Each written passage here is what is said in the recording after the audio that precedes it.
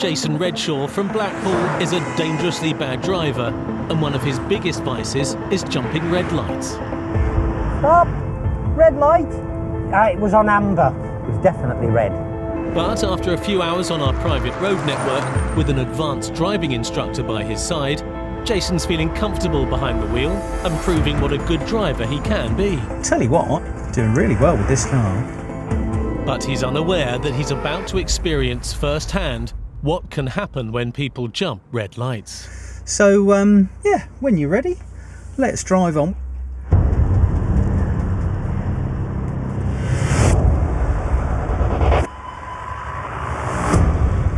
If you look ahead, we're coming round to these roadworks just a little bit further. So what have you got now? I've got a BMW Z3. Oh, right. So having a look, what colour are the lights? We're on red. Okay. Nice and smoothly, and just stopping just here. Whoa, whoa, whoa. That's lovely. Dear me. Excellent shot. Now stay focused.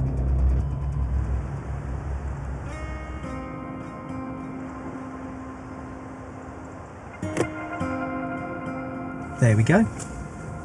Nearly went for first gear then. I did. Nice and straight and straight and straight. Good. Oh, hello, have you stalled? I must have done.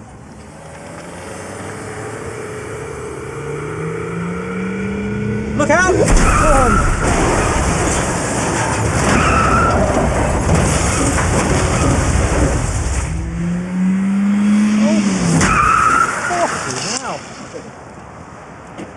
Bloody hell. So, what exactly just happened?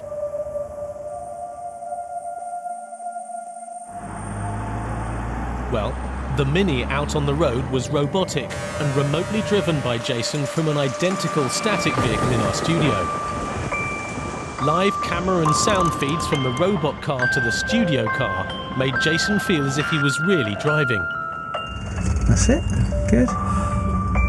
The BMW which hit Jason was also robotic and controlled by one of our technicians. The whole setup was specifically designed for this experiment, to make Jason's simulated experience as realistic as possible. Look out!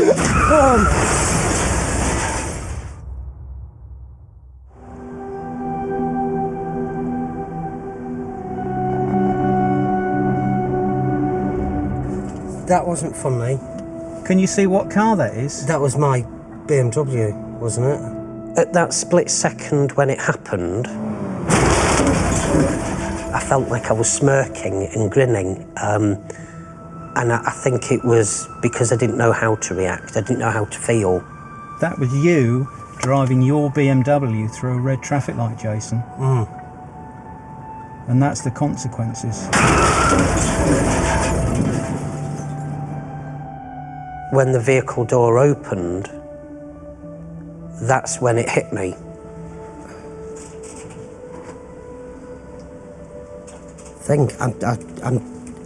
I'm lost for words. I'm shocked. I feel my legs are shaking, my hands are shaking. I feel like I've just been in a car crash. And that's how people lose their lives. Oh, God. You're right. I kind of feel really funny. That realisation of that was me coming towards the vehicle, it kind of hit home that that's my driving. And that's what I think scared me and upset me and shook me up a bit. As soon as we pulled up, I could see him shaking. I could actually see his hands physically shaking. Are you shook up? A little bit, yeah. I'm well, shook quite up. a bit. I can't stop my hands shaking. I don't know. I'm tongue-tied. Yeah. I'm gobstruck. No, I was shocked. It's so scary, so scary. My tummy's all churned and. So the point is that was me in the other car. Yeah. Wasn't it? Yeah.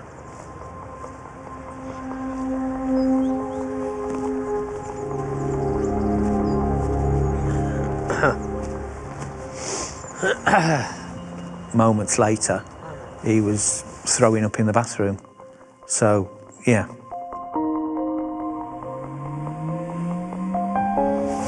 In real life, the BMW driver may have had time to brake before impact, or the Mini may have managed to move out of the way. But a hard side impact like this is all too often the result of a driver jumping a red light.